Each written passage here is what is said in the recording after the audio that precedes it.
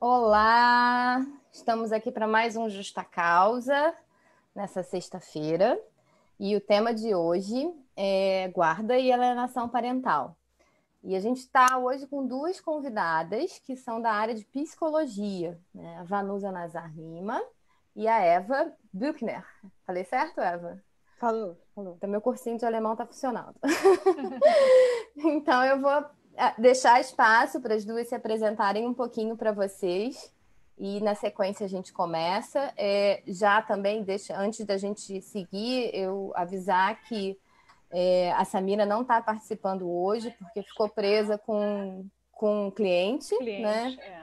Justamente nessa área, inclusive, faz parte do ofício. Mas se ela conseguir, ela vai entrar mais tarde, tá? Então, só E eu para tava com justificar. saudade, Vivi. Eu tava com saudade que na sexta-feira passada eu não pude participar, que foi aniversário da minha mãe. Até se fizeram uma homenagem linda para ela. E aí, tava com saudade, estou de volta. Tem que homenagear sua mãe, é a nossa fã número 1. Ela é a nossa fã número 1 mesmo. Então, deixa eu abrir o espaço para as nossas convidadas. Vanusa, você pode começar? Sim, posso sim. Boa tarde, pessoal. Meu nome é Vanusa Nazar Pestana Lima.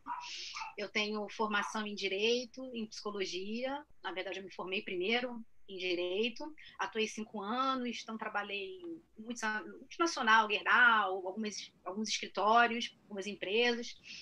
E nessa época, eu me deparei com o trabalho versus vocação. E aí descobri que minha vocação não era muito a parte burocrática do direito, apesar de gostar de muitas vertentes, e hoje ainda estudo muito. Mas depois do meu último trabalho no escritório, eu consegui, com o dono mesmo, conversar e realmente ver aonde era a minha habilidade. E aí, com isso, comecei a fazer a faculdade de psicologia. E aí não tem como a gente apagar o passado, né? Eu acabei percebendo que a psicologia jurídica não tinha como eu deixar. Acabou meio que se juntando. E eu comecei a estudar bastante, e aí comecei a atuar no juizado de violência doméstica. Fiquei por 2 anos. E ali eu consegui perceber a falta e como ainda é frágil a capacidade ainda do tribunal de trabalhar com essas questões. Porque não tem como a gente negligenciar isso. Praticamente a vara de família ela está totalmente voltada para questões comportamentais, de entendimento. E aí eu comecei a ver que tanto a vara civil, o juizado, tinha muito trabalho ainda pela frente, ainda não está tão evoluído. A parte de psicologia jurídica, ainda falta muita coisa. Temos ainda muitos estudos, mas ainda está muito, muito fraco, porque o próprio mundo jurídico ainda não vê isso ainda. Não é todo juiz, não é toda a parte jurídica que ainda quer abraçar os dois mundos, né? Então tem aí essa falta, mas eu percebo nos atendimentos e como a minha vida, até na época do direito, estava muito voltado para também atendimento na área de família, então o mundo de relacionamentos sempre foi um mundo muito que eu sempre fiquei e vivenciei, tanto no jurídico como na psicologia. E eu percebi que quando você está com muitas demandas e problemas com o seu comportamento, como você cresceu, como você enxerga o mundo, as ideias, tem suas intuições e acredita no que seja, crescimento, relacionamento, filho, interação com as pessoas, se isso da sua forma está deturpada, claro que isso vai criar vários problemas e vai ser levado para o mundo jurídico, que é o que realmente toma conta e exerce todo esse processo na nossa vida. Então, daí que eu entrei nesse mundo e hoje eu atuo, né, atendendo muitas famílias, muitas pessoas que trabalham no juizado ou nessa situação me encaminham e eu atendo hoje muitas pessoas com essa situação. Acho que é isso. Obrigada, Vanessa. Uma coisa curiosa, eu sempre eu sou da opinião que direito e psicologia caminham juntos e devem caminhar, né? E, na verdade, não apenas na área só de família, a gente usa ferramentas psicológicas, até de comunicação, inclusive para se você sentar e fazer um contrato, né, na área completamente societária. Eu sou suspeita porque eu, quando fiz vestibular, eu fiz para direito e para psicologia, queria cursar junto, né? Meu pai falou, à vontade, só que eu acho que não vai dar certo, então você arruma um tempinho para entre uma e outra trabalhar e pagar os livros, porque eu não vou te dar um centavo. Né? Assim, poder de persuasão. Me convenceu, fiz direito só, mas ainda tenho vontade de um dia, quem sabe, no futuro, não para me afastar do direito, adoro o que eu faço, mas porque eu realmente acho que é uma ferramenta super, super importante. Até porque a gente lida com gente o tempo todo, o né, tempo Vivi? inteiro. Mesmo quando você faz direito empresarial, você lida com o patrimônio das pessoas, você lida com o emprego das pessoas, né? Quando se trata de um executivo. Então, você lida com a emoção o tempo todo. Mas vamos deixar a Eva se apresentar. Bom, boa tarde para todo mundo.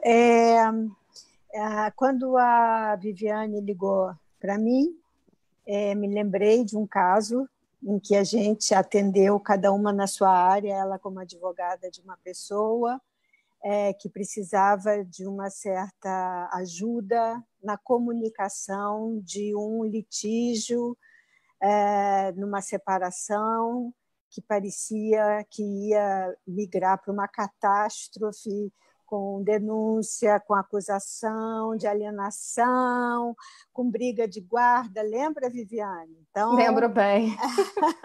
A Viviane e eu nos conhecemos, e aí é que eu desenvolvi, junto com a Viviane, um trabalho que é exatamente o que me faz estar nesse grupo hoje. A minha origem profissional é na fonoaudiologia. Eu fui da primeira turma de fonoaudiologia do Rio de Janeiro, em Priscas Eras, e naquela época, ser fonoaudióloga tinha um aspecto que era falar certo, falar errado, aprender a ler, aprender a escrever, mas sempre o meu grande atrativo foi a questão da comunicação. Como é que a gente se comunica? Não tanto do ponto de vista mecânico, mas do ponto de vista daquilo que você expressa e o efeito disso sobre o contexto. E foi assim que eu continuei, trabalhei muito tempo como fonoaudióloga em área de comunicação. O que é isso? Atraso de fala, atraso de linguagem, processos de gagueira. Então, a comunicação sempre foi, para mim, o grande atrator da minha vida, e assim desaguei numa formação em terapia sistêmica, que me abriu o mundo. Eu sou uma antes da formação de 4 anos e uma depois. E aí eu fui fazer psicologia para poder trabalhar como psicóloga, e aí eu derivei para a terapia de família e de casal. E dentro da terapia de casal, continuando a prestar atenção na questão do efeito, eu resumiria assim, o efeito da comunicação nos diversos contextos que a gente vive, tanto num casal quanto numa separação, né? Então, como é que a gente pode se separar de uma maneira menos sofrida? Não conheço uma separação que venha sem sofrimento, mesmo para quem quer muito, para quem está preparado, para quem está em outra já. A separação, quando cai a ficha, ela cai como uma morte. Sem exagero nenhum, é a hora onde as pessoas começam a descontar no outro as suas frustrações e começam a ter uma disputa de quem é melhor, quem é pior, e com todo respeito aos advogados, eu acho que nem todos estão atentos para o cuidado disso, né? Existe uma cultura do litígio, existe uma cultura da disputa de poder, da disputa, ou seja, é uma cultura que faz muito mal para as pessoas, e principalmente para quem um casal com filhos. E é muito tóxico e é muito problemático. Então, é por isso que eu peguei toda a linha da teoria da comunicação, toda a prática no efeito da comunicação, que gera afeto. Você tanto pode fazer para um lado como pode fazer para o outro.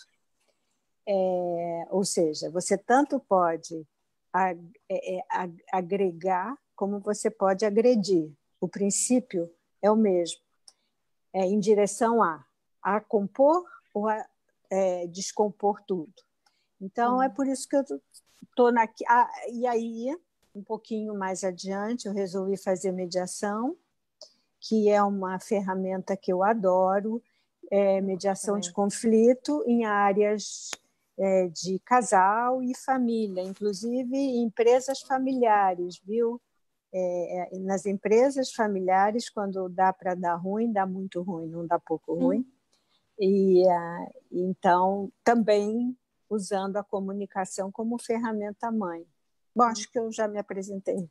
Eu, na verdade, concordo plenamente, Eva, porque eu caí no direito de família por meio, na verdade, do societário, que é a minha área, né? Minha área efetiva é societária, sou professora de societário, mas eu lido muito com empresas que têm esse perfil familiar.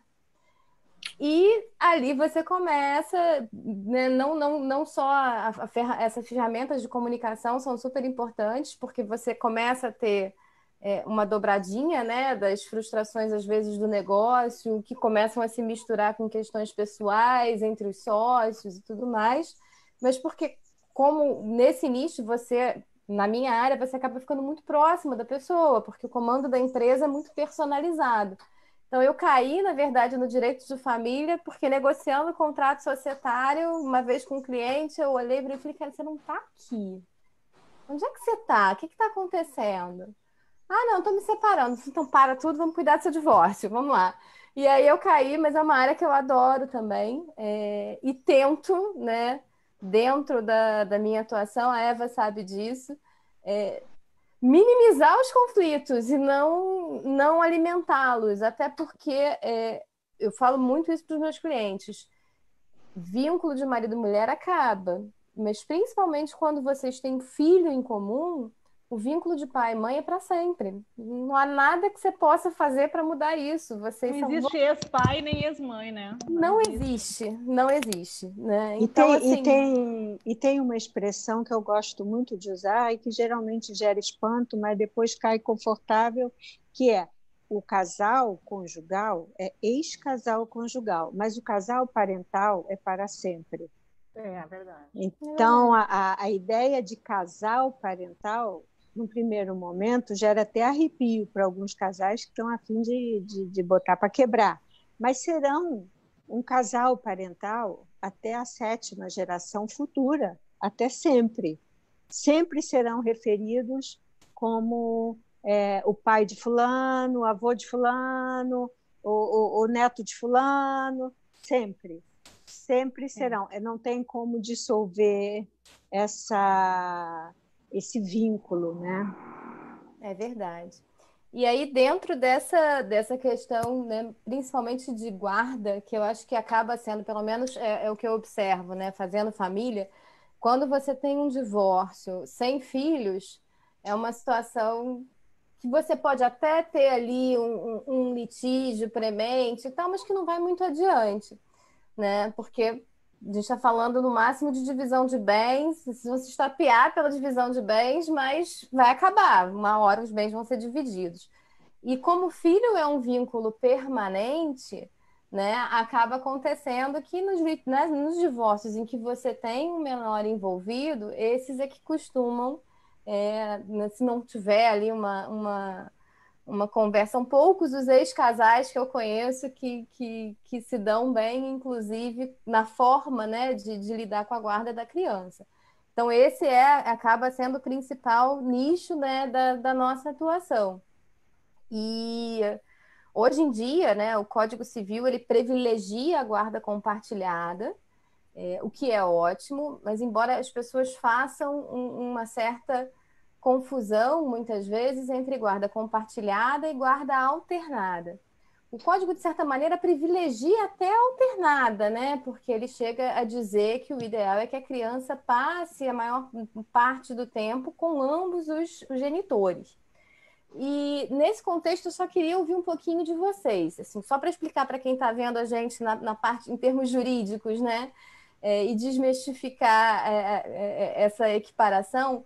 Guarda compartilhada significa o direito de ambos os genitores, pai e mãe, decidirem conjuntamente sobre as questões relevantes da vida daquela criança. onde ela vai estudar, que religião ela vai seguir, né? Enquanto é menor, né? Depois ela escolhe outra, mas que religião incentivar para aquela criança seguir, os parâmetros morais que ela vai, que vocês vão ensinar para essa criança, enfim, decisões importantes na vida daquela criança, de saúde também, devem ser tomadas juntas. Isso não necessariamente é igual a uma guarda alternada, em que, além desse compartilhamento de decisões, eu tenho, sim, uma residência temporalmente alternada entre pai e mãe. E aí eu já vi várias dinâmicas. Já vi um caso que, assim, foi feito por acordo, achei bem interessante da parte dos pais tentarem fazer dessa maneira, mas eu queria até ouvir de vocês um pouco como é que funciona o impacto da vida dessa criança. Era um dia com um outro, um dia com um, um dia com outro, um dia com um dia com outro. A criança era muito pequenininha na época em que essa guarda foi instalada, mas eu fico imaginando, assim, eu também sou mãe, e criança, principalmente pequena, precisa de uma certa rotina, né? Nada que ingesse possibilidades, assim, nunca fui uma mãe muito fresca, mas assim, tem que ter uma certa rotina, né? E como é que você mantém a rotina dessa criança um dia com um, dia com outro, dia com um, dia com outro, dia com outro, dia com outro? Depois eles até evoluíram para semana com um, semana com outro. Opa, melhorou, né? E já tive um outro caso em que a própria criança, já mais velha, com 10, 11 anos, e ficava, eu acho que era 2 dias com cada um, começou a ter uma queda escolar e a própria criança teve a maturidade de pedir aos pais para encerrar aquela alternância, porque ele não estava conseguindo estudar, porque a matéria era uma, o livro estava na casa do outro, e ele acabou sendo reprovado, e olha que criança madura, gente, ele entendeu que a causa daquela reprovação era esse regime, e ele sugeriu para os pais, vamos fazer diferente? Olha, eu fico uma parte da semana com a minha mãe, mas a cada 15 dias, pai, em vez de você me pegar só no final de semana, você me pega na quinta e me devolve na terça. Assim, a gente fica um pouco mais tempo junto, mas para não atrapalhar a minha rotina. Então, assim, embora o código privilegie, né, a guarda alternada, eu quero entender um pouco de vocês, assim, funciona para todo mundo, não funciona para todo mundo, e o que é importante, principalmente em termos de comunicação entre os pais, para fazer isso funcionar também, né? Porque se os pais não se comunicam, não exercem esse casal parental, imagino que a guarda compartilhada, alternada pelo menos, vai ser inviável, né? Queria um pouco ouvir de vocês isso. O que acontece?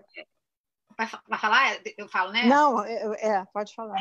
Tá, o que acontece? Assim, tem 4 tipos, né, de guarda, e tem também a nidal, né? Que é quando os filhos ficam no ninho, né, a gente chama assim, os filhos ficam na casa e os pais que saem e trocam.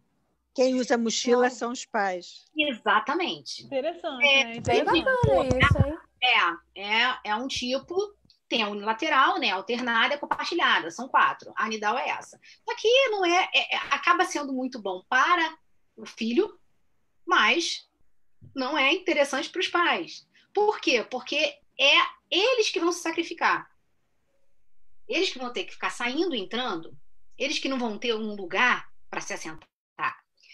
Então, de uma forma hierárquica, o filho está abaixo, porque ele acaba tendo que seguir os pais e seguir o que eles querem para a vida deles.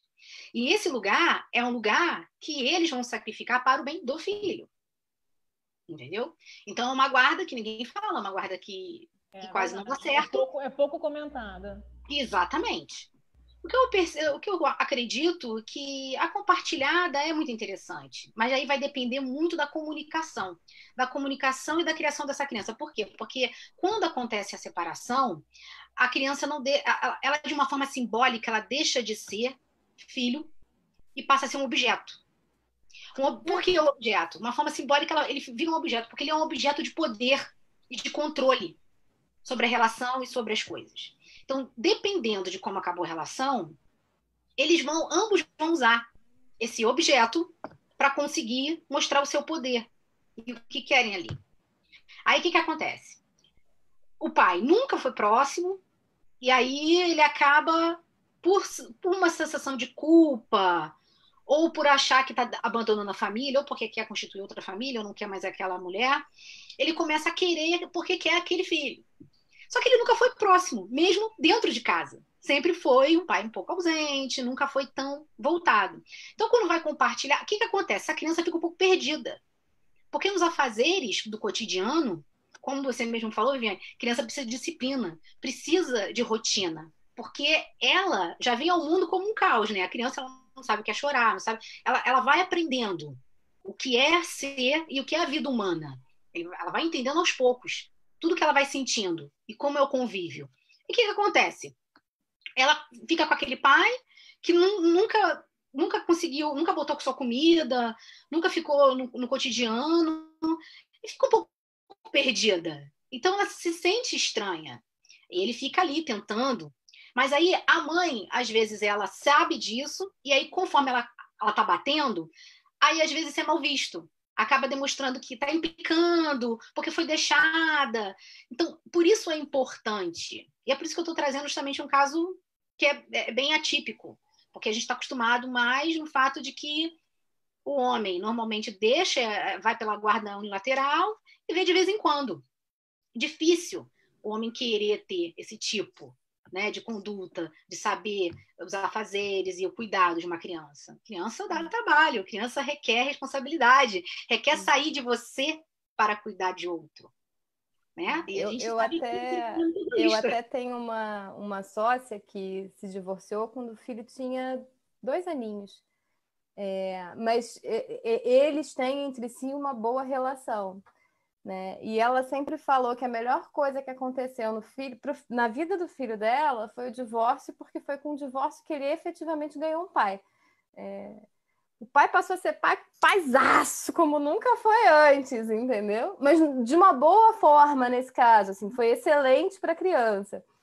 Mas sim, concordo que não costuma ser a regra, né? Mas ela fala exatamente isso. Meu filho ganhou um pai com divórcio, foi ótimo para ele. Porque às vezes a relação, como está ruim, ele não consegue exercer de uma forma saudável um convívio com o filho. Ter um elo. Porque a mãe ela é muito forte, ela é muito presente. E a mãe ela é muito ligada à criança, mais ou menos até uns 7, 8, ela está ali muito fixa, muito, muito próxima. E é difícil ele conseguir ter um espaço, né?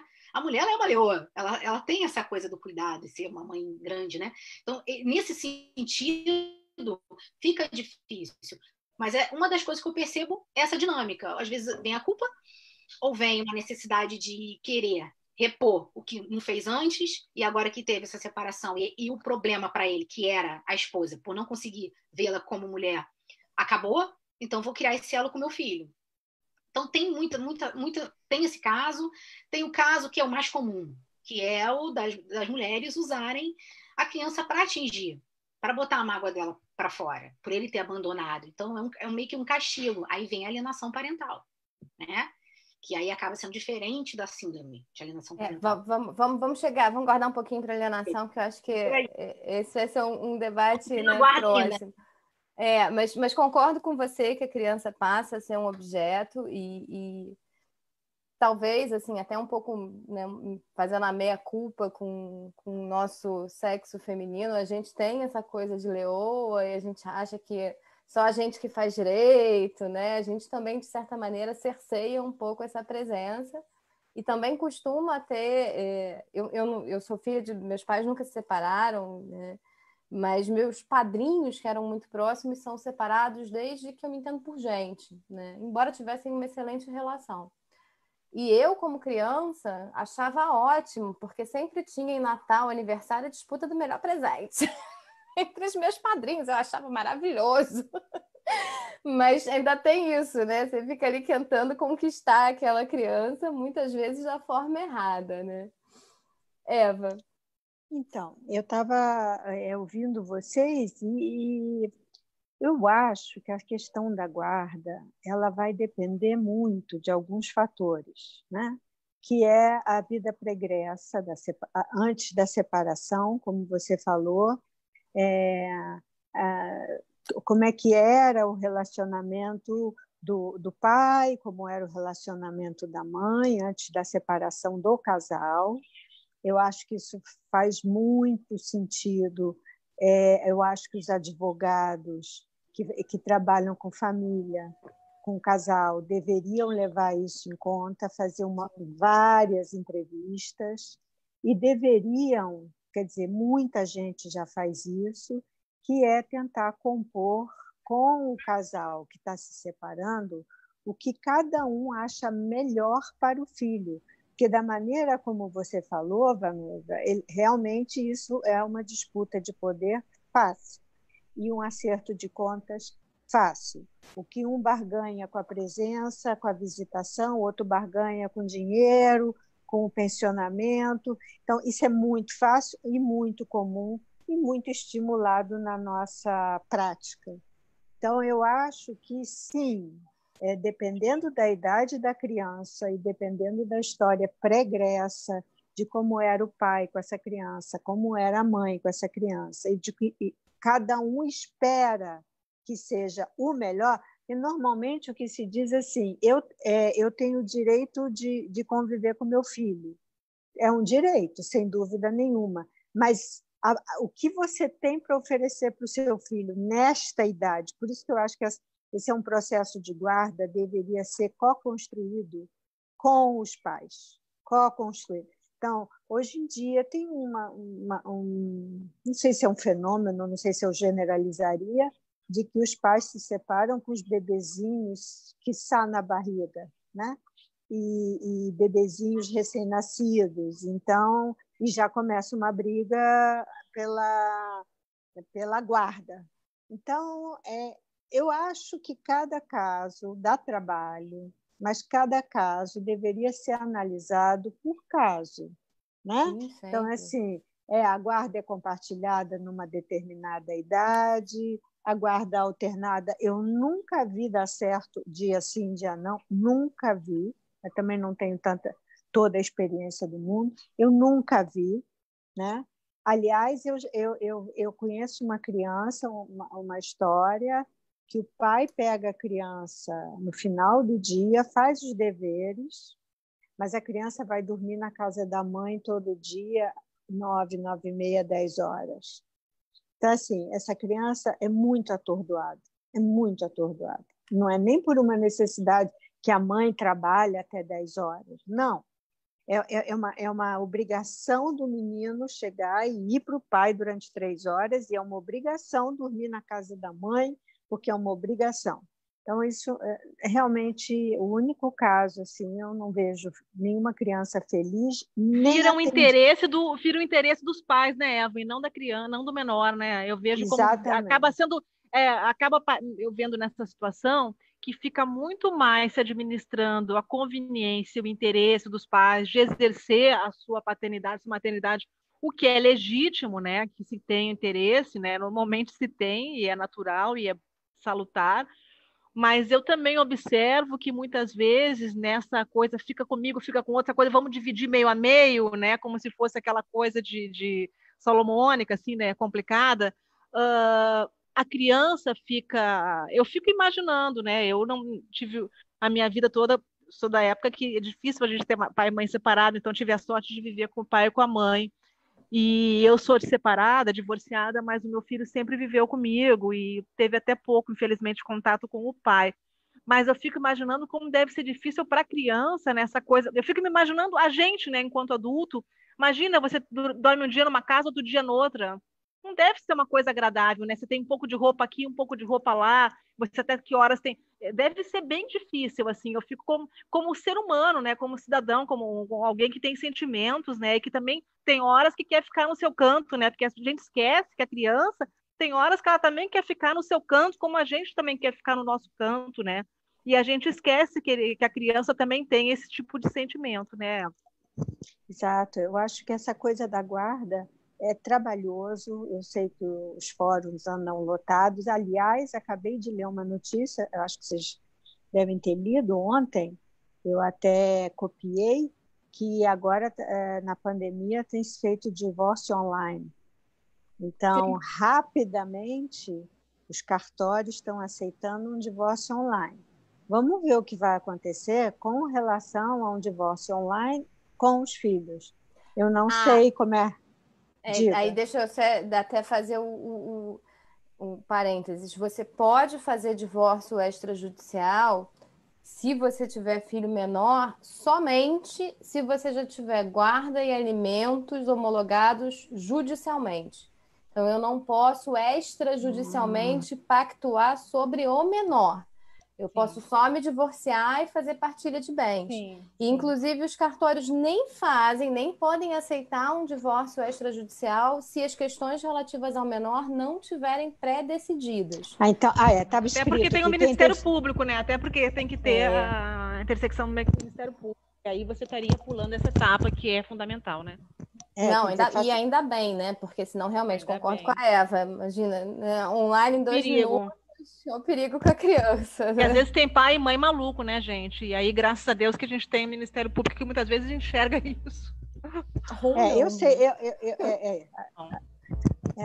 Mas eu acho que é um trabalho muito maior, não estou fazendo crítica, mas eu vejo que se o foco for o menor dano possível para cada um dos elementos, se o foco for esse, eu realmente acho que tem que ser muito mais trabalhado do que costuma ser, muito mais trabalhado.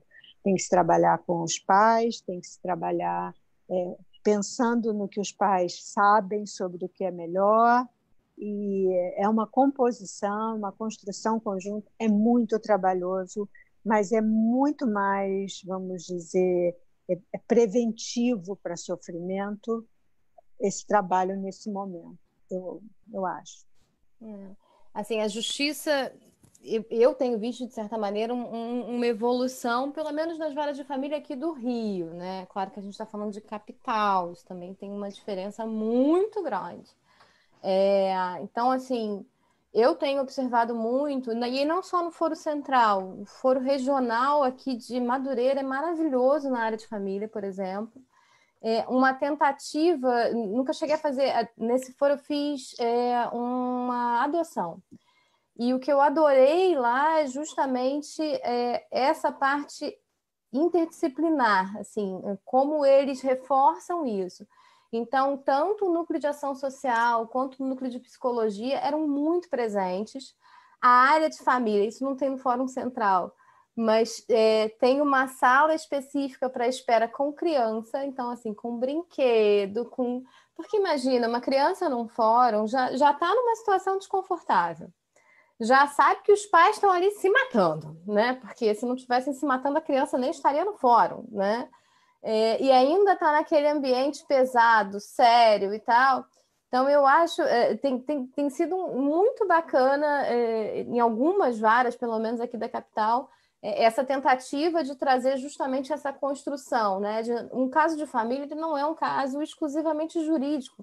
Na verdade, ele é um caso muito pouco jurídico, né? Porque às vezes você está atendendo um cliente na área de família, ele pergunta assim, mas doutora, o que a justiça fala nesse tipo de caso? Eu falei, olha, assim, na área de família depende, mais do que, né? Embora essa seja a primeira pergunta que a gente brinca que você aprende na faculdade de Direito, que a resposta para qualquer coisa depende, né? É a resposta certa para tudo, mas na área de família mais especificamente, porque você tem, sim, alguns padrões mínimos, mas todo caso ele é decidido muito e necessariamente com base na formação dos aspectos fáticos daquela família.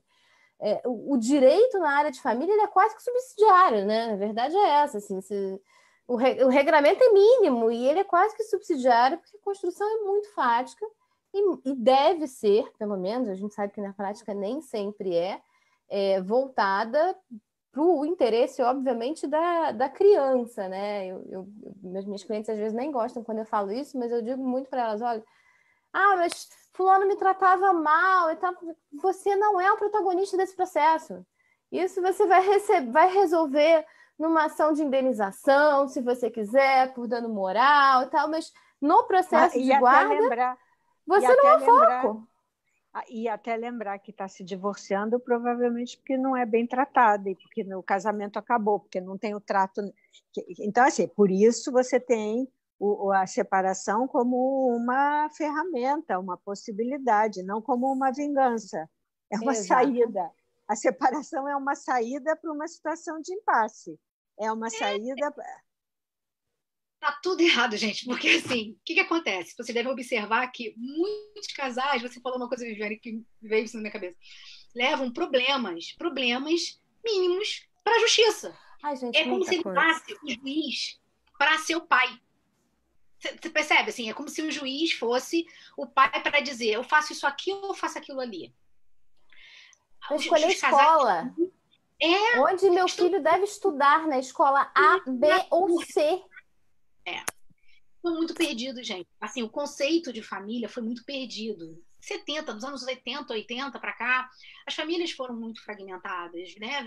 Nós somos assim frutos de muitas famílias assim. Então a gente percebe que houve uma falta de caracterização do seu papel na relação. Claro que aí vamos depois falar, isso aí vai ser outra, vai para outra linha, mas não é o que importa. O que importa é que a gente observa essa falta de maturidade do seu lugar na relação. É como se o instinto, parece que a gente deixou de ser humano e viramos bichinho, cachorro, que a gente só reage, a gente não raciocina, a gente não usa a inteligência, a vontade e depois as emoções. Acho que as pessoas esqueceram a hierarquia disso. Então, assim, tá sentindo? Reage. Entendeu? Tô com raiva de você, reage, separação. Não pensa em todo o contexto. O que é isso aqui? O que é família? O que é esse fruto? O que é esse filho? O que ele precisa? As pessoas estão muito voltadas para si e perdidas. Precisam amadurecer. Entendeu? A falta de amadurecimento está acabando com todas as famílias e a cabeça dessas crianças e adolescentes e muitos adultos. Eu queria fazer uma provocação para... Desculpa, Vivi, falar ao mesmo tempo. Vai, claro. Eu queria fazer uma provocação para a Vanusa. Um dos motivos que eu iniciei uma série de lives logo que começou a pandemia foi a questão do aumento da violência doméstica, e até fiz um com a Isabela. E, enfim, a gente tem observado uma série também a Eva também deve estar observando uma série de fenômenos comportamentais, né? Que muitas coisas vieram à tona nesse momento da pandemia. E eu penso, aí é uma opinião minha particular, que, na verdade, não é que as coisas... Por exemplo, o sujeito se tornou um agressor, ele nunca foi um agressor, mas ele se tornou um agressor porque está em confinamento. Eu acredito que o sujeito já tinha, né, uma propensão, aquele que não agredia antes e passou a agredir, já tinha uma propensão à agressão, já tinha uma veia, um viés de agressividade, e talvez pelo confinamento, pela aquela convivência 24 horas, ou por outros fatores de estresse, nós todos estamos passando, né, sem exceção, muitas vezes aquilo veio à tona. Então, acredito que potencializou a questão da violência com a pandemia. Não é que tornou ninguém violento. Aí até lembro que esses tempos tinha um sujeito, um treinador de um time de futebol, que ele defendia o retorno do futebol, né, durante a pandemia, e ele deu uma declaração de que tinha que voltar imediatamente o futebol, porque um amigo dele até já tinha batido na mulher. Então, achei isso assim uma coisa tão interessante, essa declaração, enfim. Aí eu quero falar... Fala, Eva. Não, eu só queria fazer um comentário, porque eu acho que você falou uma coisa tão importante, que talvez não tenha a ver com a guarda, mas tem a ver mais com a violência, que afeta muito, né, os filhos, as crianças e os próprios adultos, né? É o fato de que essa pandemia ela teve um efeito de destampar tudo. Acho que só não destampou a humanidade ainda, porque ela destampou tudo que havia na humanidade, de bom e de ruim. Sim. E eu acho que quando se fala em violência, é porque isso estava aí, e eu acho que a gente está vivendo um mundo, principalmente no Brasil, um mundo onde a gente está vivendo uma violência enorme, a gente está vivendo, está sendo abusado, a gente está sendo desrespeitado, a gente está sendo maltratado. Então, quando você está numa mesma casa com uma mesma pessoa, se você não tem uma maturidade enorme, você simplesmente faz em casa o que estão fazendo com você, né? Então, eu acho que isso é uma coisa para refletir. Eu conheço casos de pais separados, divorciados, com essa história do homeschooling, das crianças fazerem dever online, e que foi uma outra problemática generalizada nas famílias, generalizada, e nas escolas também, onde haviam pais que se revezavam para fazer o dever. Então, teve gente que se uniu para ajudar a fazer dever com as crianças, teve gente separada que foi morar junto, está morando junto assim. na pandemia, por economia e por proteção, para não ficar andando para lá e para cá. Então, assim, eu acho que a gente está vivendo um modo de vida, principalmente no Brasil, que vai mudar muito, inclusive a questão do divórcio, da guarda. Eu acho que está destampando muita coisa, muita. É uma grande oportunidade. Tanto como psicólogos, quanto como advogados, como médicos, mas eu acho que a gente tem que olhar para o mundo destampado.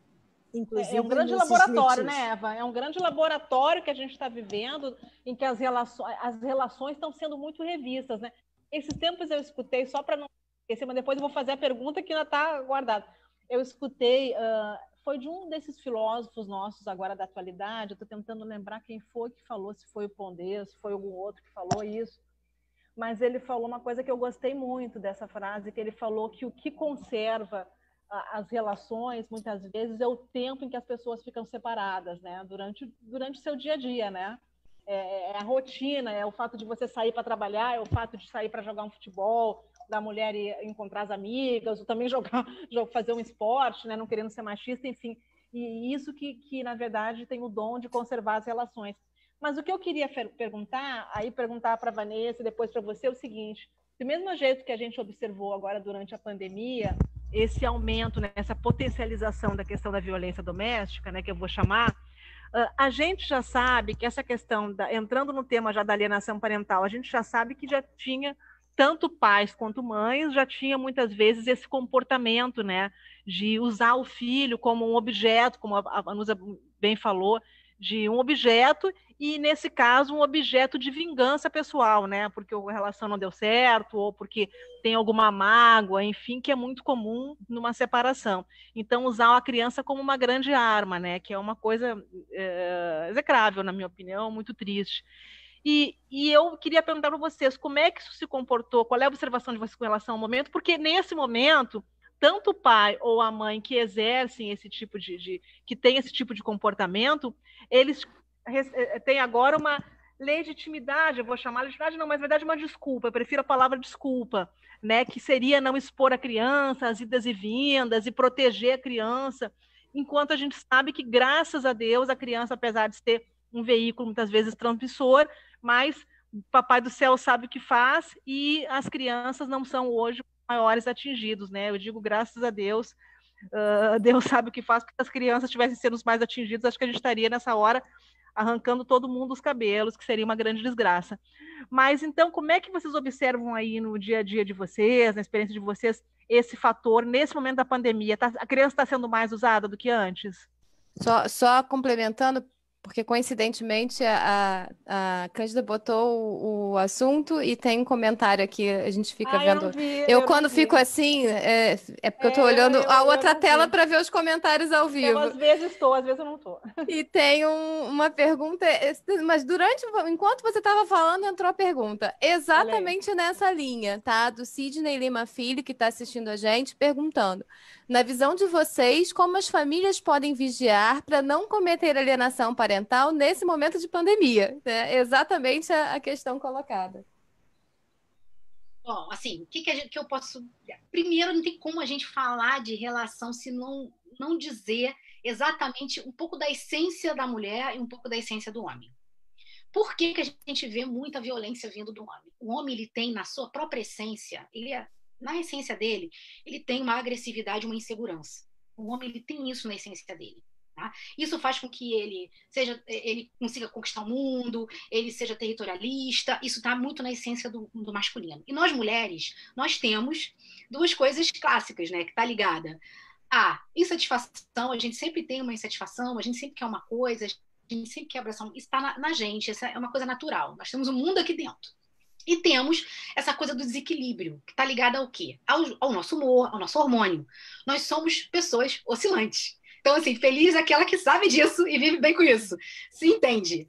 Então, o fato da mulher ter esse desequilíbrio, né? E o homem ter essa agressividade, quando eles não estão maduros e eles não são pessoas racionais que se entendem, isso começa a ficar muito latente na relação. E aí, o que acontece? Vem uma situação, como a Eva falou, a pandemia. A pandemia faz o quê? Faz tudo ficar latente. O convívio fica latente. As responsabilidades ficam latentes. Aquela criança fica latente ali, a permanência dela, o convívio, as obrigações ficam latentes. Pessoas que estão acostumadas a sair de manhã para ir trabalhar, não vão. Elas vão acordar, elas vão ter que limpar a casa, elas vão ter que fazer comida, elas vão ter que fazer trabalho. Elas têm que... A mulher, por exemplo, né, que é muito cobrada nesse sentido da dinâmica de uma casa. Aí tem que dar atenção para o marido, aí tem que lidar com o homem que está desesperado porque eu perdi o emprego, porque aí começa o quê? A cabeça fica mal, vem a agressividade, porque ele já tem isso na essência. Aí ele começa a ficar desesperado, que não vai saber como dar comida para aquela criança, como pagar as contas, e a mulher começa a cobrar, a mulher começa a ficar oscilante. Então, esse combo sempre acaba levando para muita violência. De todos os casos que eu atendi o tempo todo no juizado, o que eu mais percebi era isso. Era um destempero devido ao fato daquele casal não saber lidar com os seus impulsos, com a nossa natureza, o que a gente realmente tem. Então, com a pandemia, isso não foi observado e não é visto.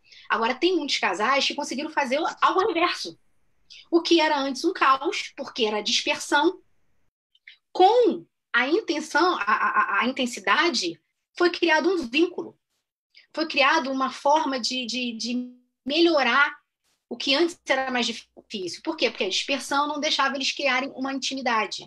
Então, a gente viu esses dois lados. Essa violência, por quê? Por não saber lidar com essa pressão, a falta de dinheiro, o excesso das responsabilidades, a cobrança numa pessoa só. Por quê? Porque a mulher, nós sabemos, quem é da geração para cá, que nós somos mulheres de guerra. Nós não fomos criadas para ser donas de casa.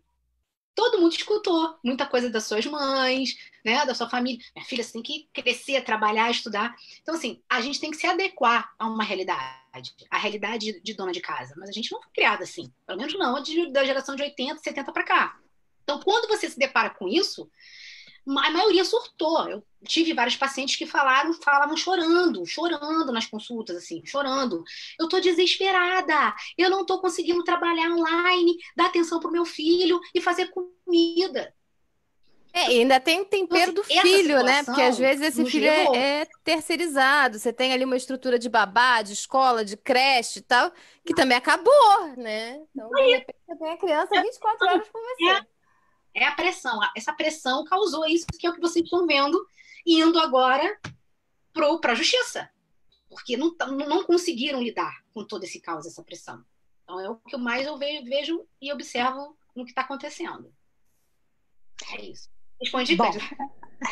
Posso falar, Cândida? Lógico. Então, assim, eu queria, com todo o respeito à minha colega Vanusa, propor um outro olhar com relação a homem e mulher, né? Porque eu gosto muito, eu sou da geração que fui criada para ser dona de casa e nunca fui. Então, estou quebrando a cabeça nessa pandemia para poder fazer serviço doméstico.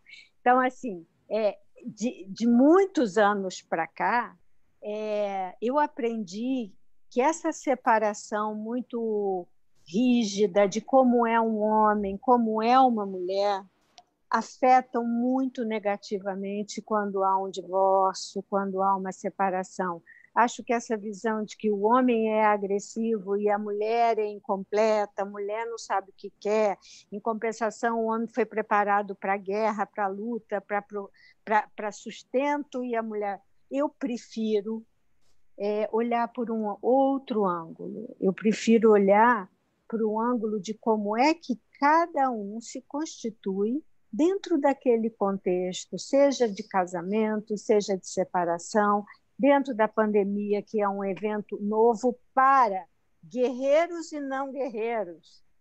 né? Essa pandemia, ela realmente trouxe alguma coisa que, assim como os médicos dizem, nós não sabemos o que vai acontecer ainda, nós psicólogos, e mesmo que não tenhamos nenhuma especialidade, nós humanos não sabemos como fazer. E eu, um pouco diferente de você, prefiro evitar esse tipo de, vamos dizer, fechamento analítico de quem é um e de quem é outro. Na minha experiência, eu conheço várias mulheres que são verdadeiras guerreiras, quiçá predadoras, quiçá mais agressivas. Isso não tem nada a ver em comparação, tem a ver com a história pessoal de cada uma.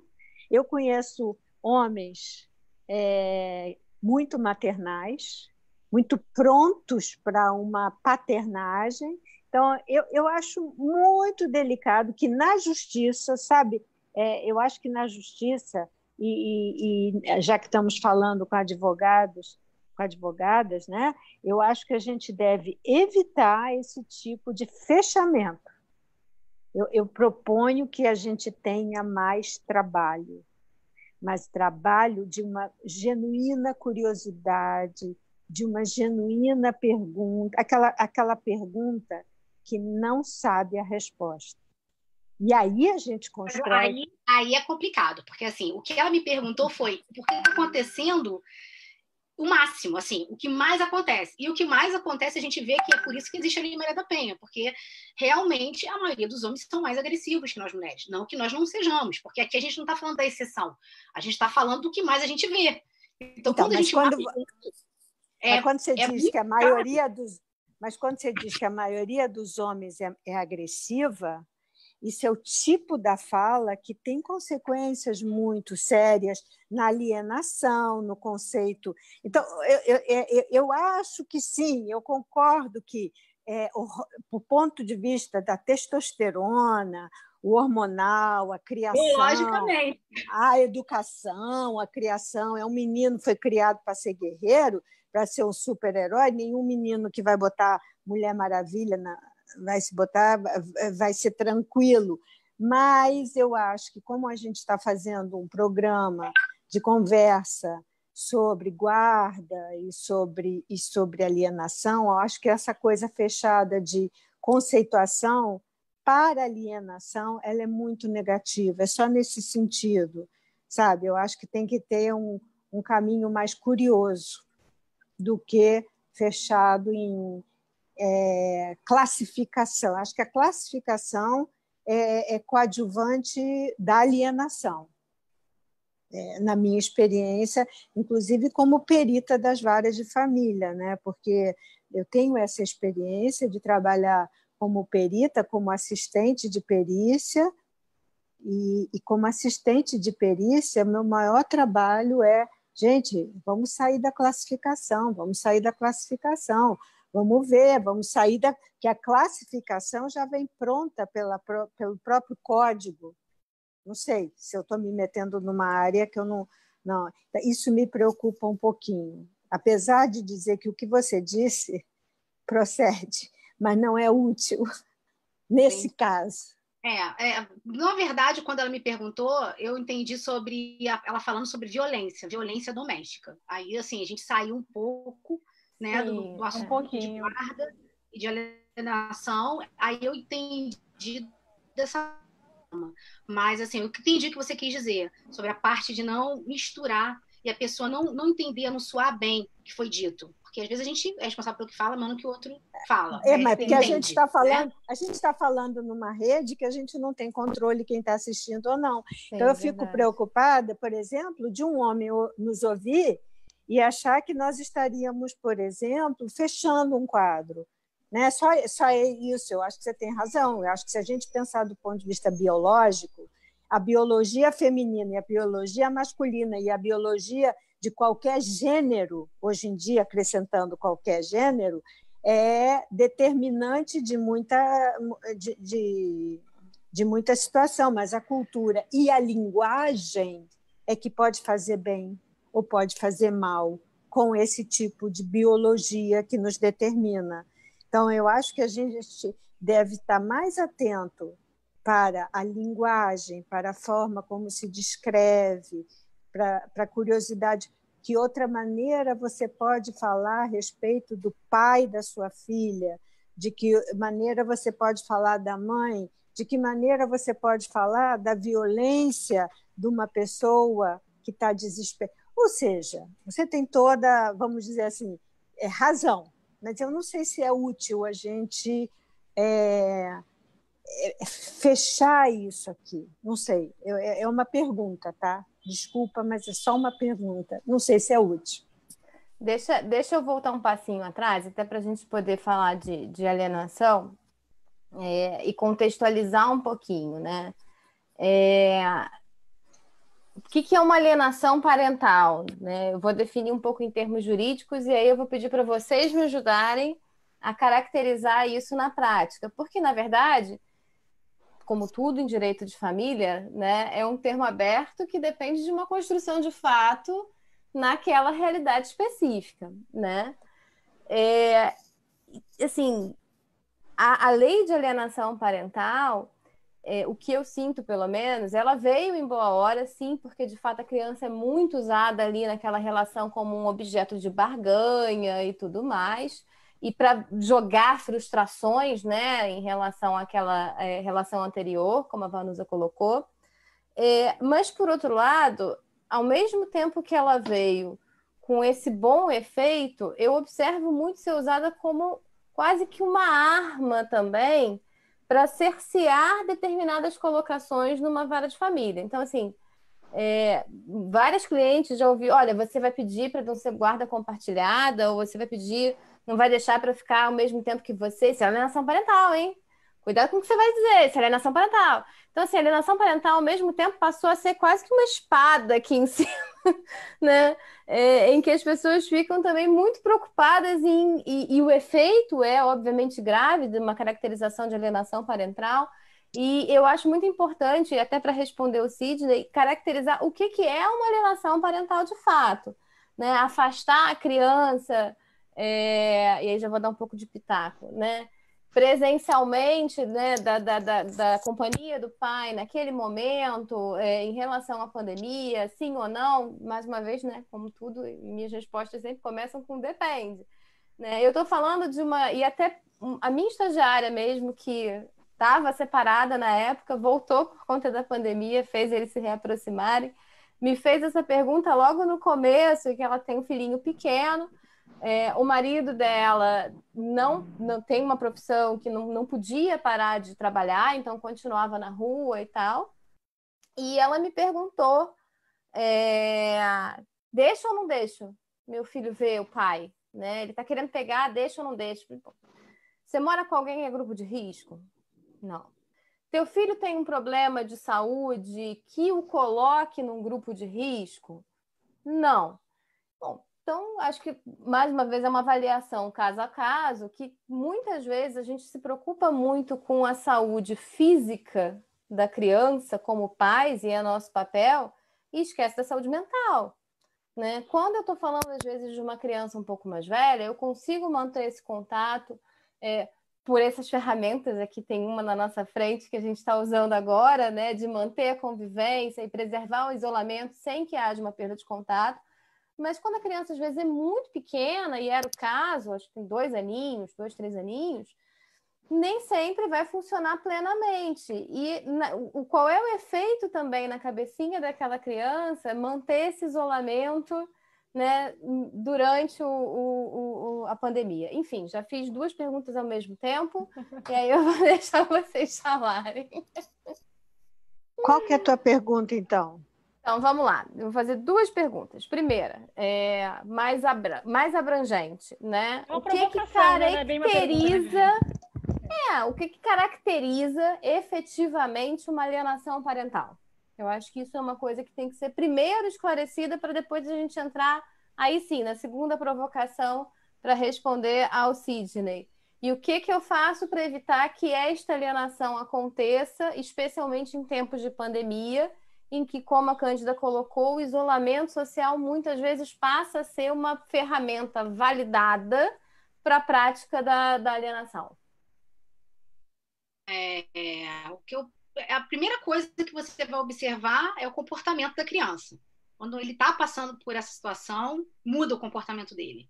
Ele começa a falar algumas coisas negativas relacionadas ao pai ou à mãe, quem ele tiver, e são coisas que vai soar estranhas, que ele nunca falou, que ele nunca conversou. Sempre é uma visão negativa. E uma visão de algo que ele não vivenciou com um filho. Então, ele vai observar que não é um discurso, algo que ele viva na relação de pai e filho ou mãe e filho. Então, a primeira coisa que vai ser visto é isso. É uma rejeição, ou não vai querer atender o telefone. Começa assim, é seu pai, é a sua mãe que está ligando. Eu não quero falar. Depois eu falo com ele. Depois eu vejo, vamos fazer uma chamada de vídeo? Não quero agora não, estou ocupado. Primeiro começa por uma rejeição. Quando não tem mais como evitar o contato, começa as conversas. E na conversa, ele começa a agredir de uma forma indireta. De uma forma indireta, no sentido de que entra alguns assuntos que ele nunca conversou, como eu falei, e ele começa a atacar de uma forma que não é o que ele está acostumado, ou um assunto que ele nunca abordou com o filho, e aí ele começa ali a ver uma característica de uma rejeição de contato. E aí ele não consegue mais manter um relacionamento sadio com o filho. Aí tudo que é voltado para aquela criança, para aquele contato, fica pesado, fica difícil, a criança começa a rejeitar ele de todos os sentidos. Então, aí começa a ter, e eu acho que o primeiro caso vamos chamar aí o psicólogo para poder avaliar. E que não é rápido e não é fácil, porque criança é esperta. Ideias introjetadas não ficam rápidas, a gente não consegue captar rápido. Tem que ter algumas sessões, né?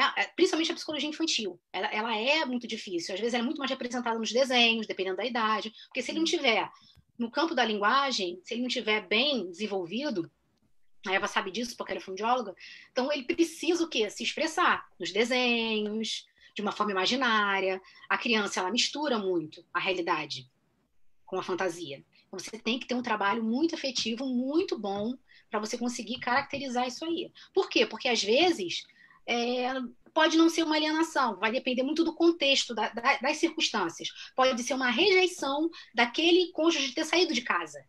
Então, ele culpa aquele cônjuge, ele começa a ficar com raiva porque ele saiu de casa.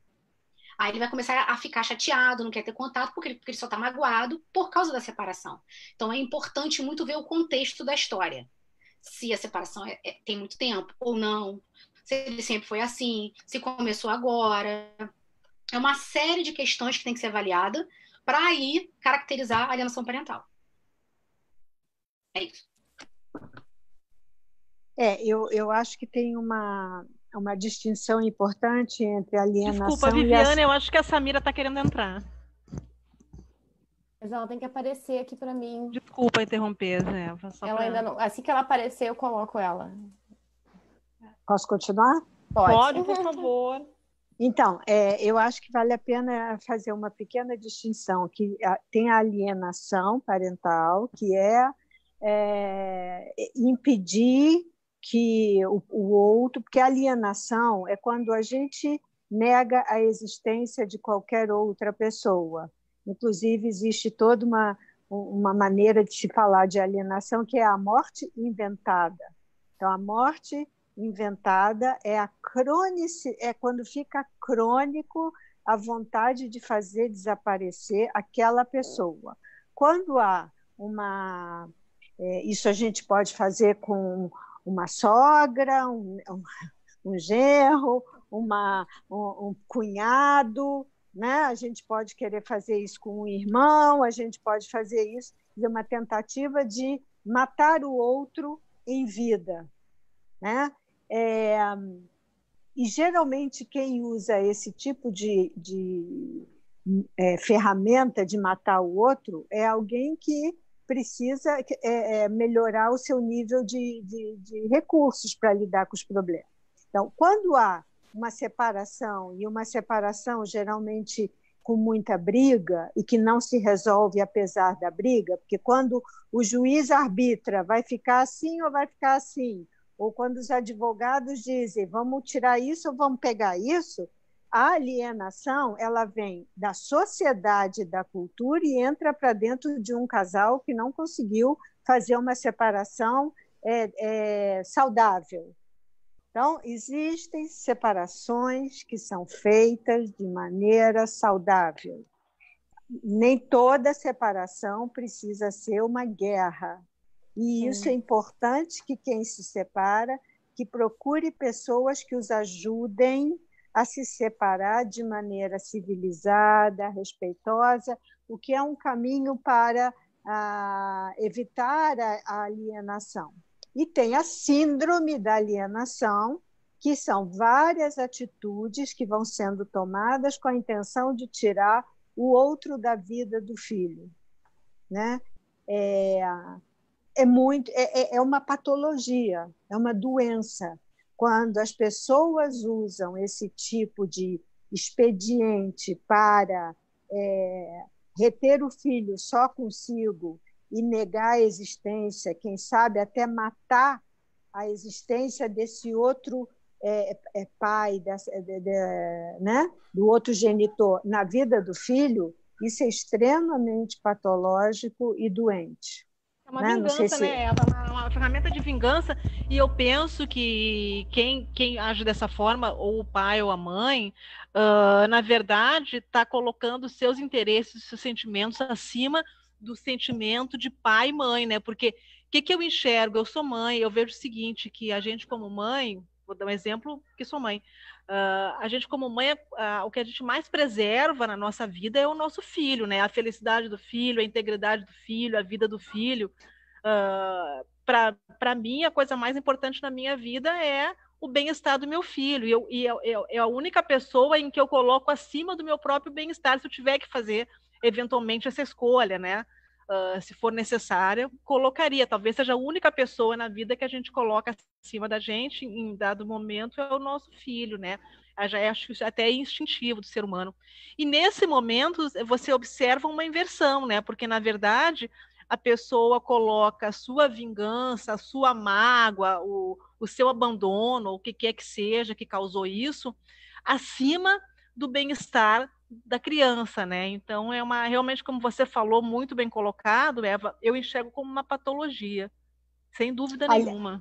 Aliás, quando você fala em bem-estar da criança, vale dizer que o bem-estar de uma criança, na idade que for, é ter o direito de conviver com pai e com mãe. Isso é um direito da criança. Direito, exatamente. É um direito de uma criança ter a experiência de filho da mãe, filho do pai, dos avós paternos, porque geralmente a alienação traz todo o pacote junto. Não é apenas a mãe que é uma vagabunda e que por isso não pode estar com o filho, mas é a mãe da mãe, é o pai da mãe, é a família inteira que é negada, né? E é patológico. Eu conheço a família inteira que é desqualificada, né? Na verdade, que é alienada, alienada e desqualificada, exatamente, como não só desqualificada, como dispensável. Você não precisa do teu pai ou da tua mãe, você não precisa da família, o que não é, vamos dizer, correto no aspecto do direito. Eu conheço a história, uma história bem triste, e isso tem naquele vídeo, A Morte Inventada, é muito interessante, quem quiser pode ver isso no YouTube. A Morte Inventada é que uma pessoa adulta diz: eu me arrependo de ter deixado de falar com meu pai até crescer. Eu me arrependo. E ainda carrega uma culpa sem perceber que aquilo foi um contexto criado por alguém muito doente. Alguém muito doente que criou uma criança que cresceu e passou anos sem poder falar com o outro, né? Isso é patológico. E aí agora eu vou voltar só para dar uma provocada também, Eva. Assim, dentro desse contexto de patologia, né, que eu acho que é o contexto adequado, inclusive, Não sei se você concorda comigo, mas eu acho que um fato não caracteriza necessariamente alienação parental. Por quê? E aí eu vou colocar um tema que eu sei que é tenso, né? Assim, você imagina que você tem uma situação de um casal que exerce guarda compartilhada, seja alternada ou não, né? Em que um deles recebe uma oportunidade de trabalho em outra cidade e que gostaria de fazer isto, né? Porque vai criar para ele, enfim, oportunidades e tal.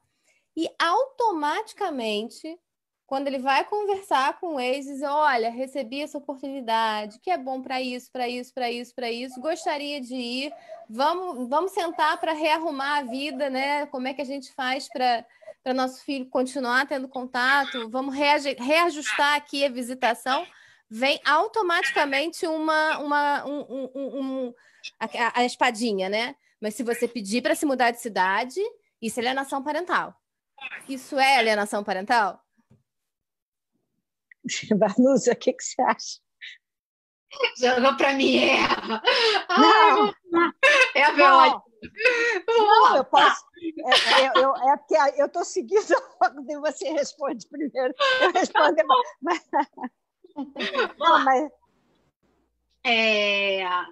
Eu digo assim, até para deixar contextualizado, né? A alteração de domicílio em si, né? Porque é claro que isso pode ser uma ferramenta, sim, dentro de um processo de alienação parental, mas o simples fato de eu me mudar, né, de cidade com aquela criança, é alienação? Então, como eu falei, tem que ter vários fatores que a gente tem que descobrir. Porque antes de qualquer situação, a gente primeiro tem que ver a situação de sustento. Né? Então, assim, como é que eu vou me sustentar e sustentar essa criança? Então, assim, é uma questão de trabalho, de mudança. Aí, se ela escolheu, se ela induziu, ou ele, né? Tanto faz.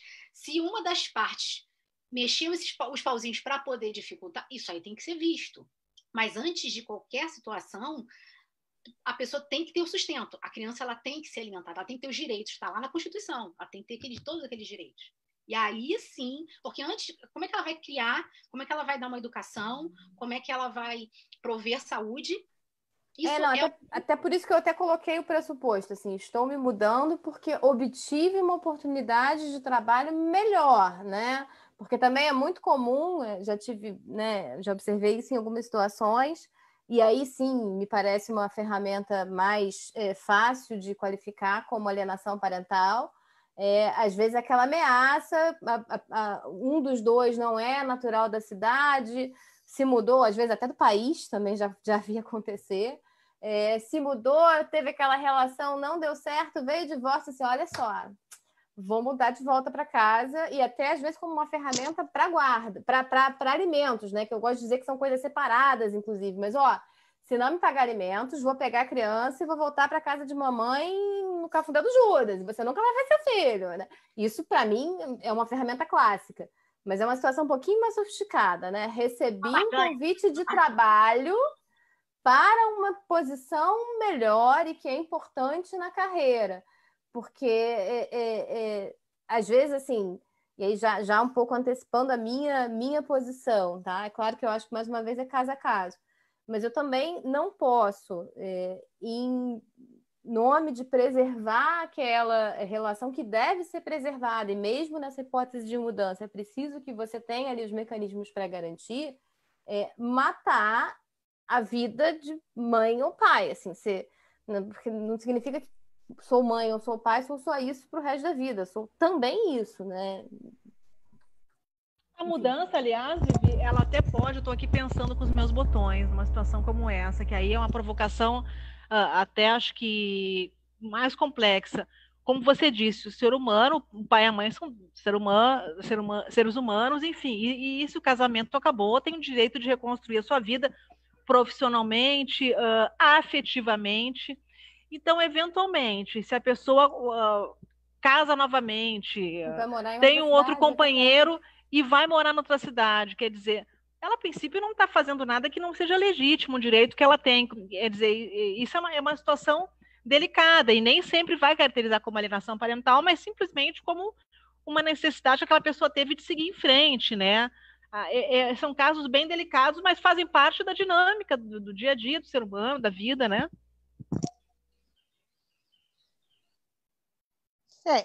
Quer dizer, eu acho, quer dizer, na minha experiência, que isso já acontece várias vezes por várias razões. Uma, porque a pessoa saiu do país que morava para vir para um casamento, por exemplo, no Brasil, e o casamento acabou, essa pessoa quer voltar, ela tem uma rede familiar no país de origem, o casamento acabou, ou como é que faz para levar uma criança menor de idade, pessoas realmente com oferta de trabalho nessa crise, como é que faz para conviver, pessoas que se recasaram depois de divorciados e foram morar em outro estado. Então, assim, são questões que implicam numa confiança mútua entre os ex-cônjuges. Porque, veja bem, o divórcio é porque o casamento acabou, mas não significa, e aí, na verdade, a minha bandeira é anti-litígio, ante o alimento ao litígio, porque essas coisas podem acontecer e na dinâmica do dia a dia, isso não precisa nem acontecer uma coisa grave de alguém ter que morar em outro. Então, assim, cada atitude que alguém que precisa sair de perto do outro e levar o seu filho, precisa levar em consideração a confiança de que aquilo não é uma vingança. Porque quando parece vingança, quando parece que a conta ainda não foi paga, vai dar ruim. Então, eu acho que a separação ela é uma construção para sempre. Eu tenho trabalhado muito, só a propósito, uma comunicação entre os ex-casais por WhatsApp, por e-mail. Pode trocar hoje o fim de semana?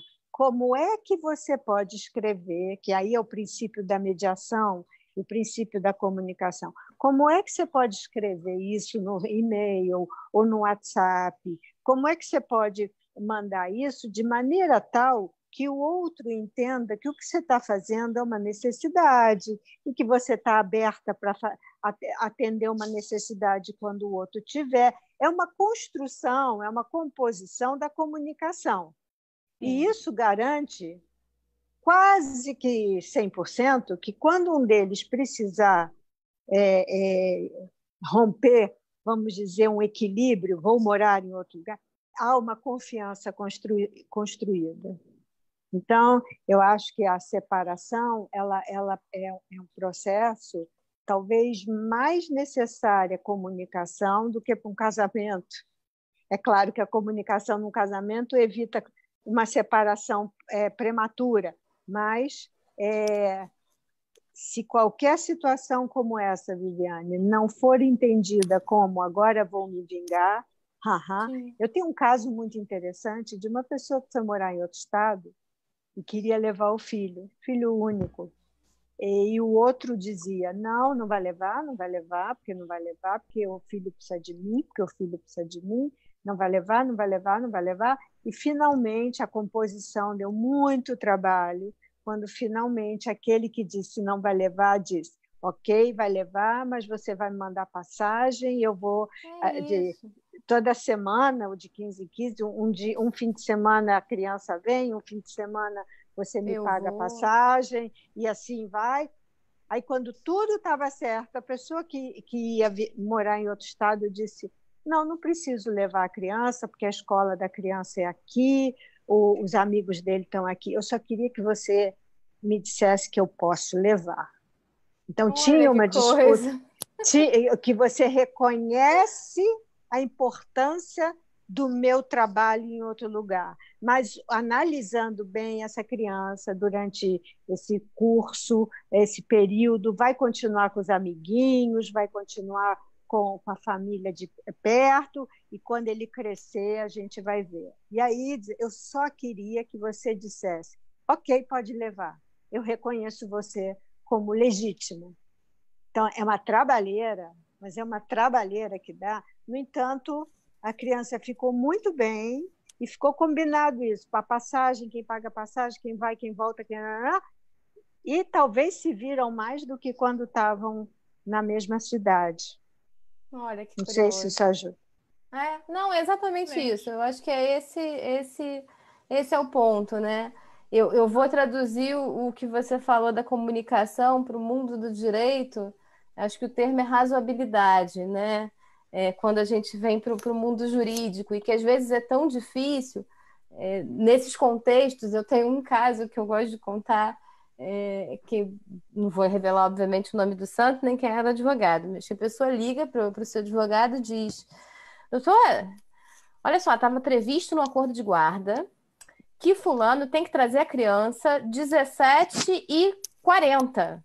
São 17h55 e ele ainda não chegou e eu marquei um jantar. O que que eu faço? Liga para o amigo e diz que vai atrasar. Porque assim, o que se passa da cabeça para você ligar para o seu advogado? Você acha que eu vou conseguir uma liminar em 5 minutos com força policial para te entregar a criança em 2? É isso? Não, e se é caso de pedir liminar? Não é, nem é. Se assim, é mas, caso. assim, para a pessoa ligar para o advogado, o que ela espera desse advogado numa situação dessa? O que espera? Mas você sabe que tem advogados que diriam: faz o barraco, baixa o barraco, a próxima vez você não deixa, você grita. Existe uma cultura do litígio, e agora na pandemia, muito agravada com essa cultura do litígio, do tô de saco cheio, vou me vingar, porque isso não é só homem ou mulher, isso é o ser humano que está realmente procurando alguém com quem brigar, hein? Isso a gente tem que prestar atenção, porque ex-casal precisa ter alguém para bater, para reclamar. Ninguém melhor do que um litígio ou uma de separação para dizer que a culpa é da outra avó. A outra avó que é culpada, porque é a ex-sogra que eu não suporto. E assim por diante. Eu não sei, vou me meter um pouquinho no ramo de vocês também. Às vezes, essa necessidade de litígio é porque a pessoa quer ter um contato ainda com aquele ex. Assim, Nossa, Vivi, a gente está muito afinada, eu ia falar isso. Uma necessidade de perpetuar a relação. Eu já escutei sobre isso, uma maneira de perpetuar a relação. Aliás, inclusive, a gente pode dizer que o divórcio, isso tem até um livro maravilhoso que diz que o litígio é uma forma de casamento, de manutenção do casamento. É a manutenção dos laços. O livro se chama Litígio como forma de vínculo, de manutenção do casamento. É muito interessante. Porque assim você não libera e não é liberada, passa o tempo todo com a mesma pessoa. O tempo todo. Sincera, né, gente? É o amor e o ódio, né? É uma paixão na briga, uma paixão no ódio. Para a gente ser sincera e honesta, se tivéssemos pessoas bem resolvidas emocionalmente, não existiria relação parental, não tinha problema com guarda, ninguém ia levar problema na justiça. As pessoas iam resolver isso. Verdade. De forma, eu acho saudável. É verdade. Eu acho que esse tema que a gente está desenvolvendo, tanto de guarda quanto de alienação, são temas que eles estão inseridos muito numa cultura, né? E eu acho que nosso trabalho ele é muito importante para a mudança de cultura. É uma cultura litigante, é uma cultura da briga, é uma cultura da disputa, é uma cultura de poder, né?